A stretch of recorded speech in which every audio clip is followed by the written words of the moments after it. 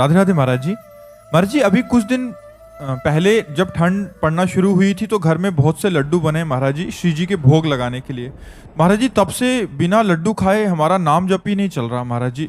मतलब नाम जप के लिए लड्डू खाना पड़ रहा है महाराज जी, ऐसा मानसिकता हो गया। वो लड्डू का जब चलता है, नाम जब थोड़ी चलता है।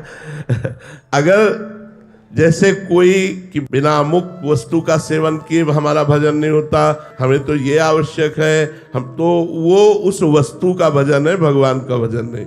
भगवान के भजन के लिए जो प्रारब्धानुसार मिल जाए, कभी घी घना, कभी मुट्ठी भर चना, कभी वो भी न बना, लेकिन भजन निरंतर चले। लड्डू से भजन ऐसा आज तक हमने सिद्धांत नहीं सुना। अरे भैया, लड्डू, पेड़ा, रसगुल्ला ये सब वासना की उत्पत्ति करते हैं, उपासना की उत्पत्ति नहीं करते। लड्डू खा लेता हूँ तो नाम जप अच्छा होता है महाराज। नहीं नहीं नहीं, वो मन की चाल है, वो नाम जप की बात नहीं। नाम जप तो सही पूछो तो नमक रोटी खाने से होता है। भूख लगे, जो भी भगवान ने दिया है, दाल रोटी, नमक रोटी, साधारण भगवान को भोग लगाओ और पाओ, और देखो खूब भजन होगा। ब्रह्मादिक के भोग सब विषम लागत ताहि, नारायण ब्रज चंद की लगन लगी है जाए। जिसे भगवान की प्राप्ति की लगन लगी, ब्रह्मादिक के भोग विष के समान दिखाई देते, मर्त लोक के भोगों की बात क्या। इसलिए अभी विषयों का ही भजन हो रहा है, अभी वास्तविक भगवान का भजन नहीं हो रहा। जब भगवान का भजन होगा तो किसी विषय के आश्रय से नहीं होता, वो भगवान के आश्रय से होता है। सक्षम सिंह जी, राधे राधे महाराज जी। महाराज जी, साधक इस आर्थिक युग में धन रुपए के आश्रय को कैसे खत्म करे? साधक को अपने जीवन में धन का कितना महत्व देना चाहिए? साधक को तो साधना का महत्व देना चाहिए। धन तो अपने आप पीछे घूमेगा। पहले एक बार साधना तो करिए आप। साधक अगर धन की प्रधानता रखता है तो साधना कहां हो रही? इसी की तो प्रधानता छोड़नी है। धन की प्रधानता छोड़नी, चाहे गृहस्थ हो चाहे विरक्त।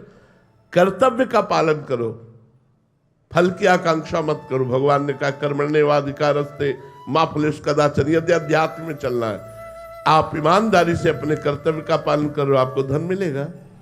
जितना धन मिले ईमानदारी से, उतने से अपने परिवार का पोषण कीजिए, आपका गृहस्थ धर्म पुष्ट होता रहेगा। साधना की जाती है कामनाओं का नाश करने के लिए, कामनाओं की पूर्णता के लिए नहीं। और जब कामनाओं की नाश की बात सोचते हैं तो विश्व का वैभव उसको घेर लेता है। आप ये ध्यान रखना, जब कामनाओं के नाश के लिए तुम सोचोगे कि मेरी कोई कामना न रहे, तो विश्व का वैभव घेर लेगा कि कामना करो। और अगर आप उस समय भी कामना रहित रहे तो आप निकल जाएंगे। साधना तो की जाती है धन की इच्छा का त्याग करने के लिए। अच्छा, धन से किसकी सुख वृत्ति बड़ी है? हमें किसी एक को बताओ कि वो सुखी है।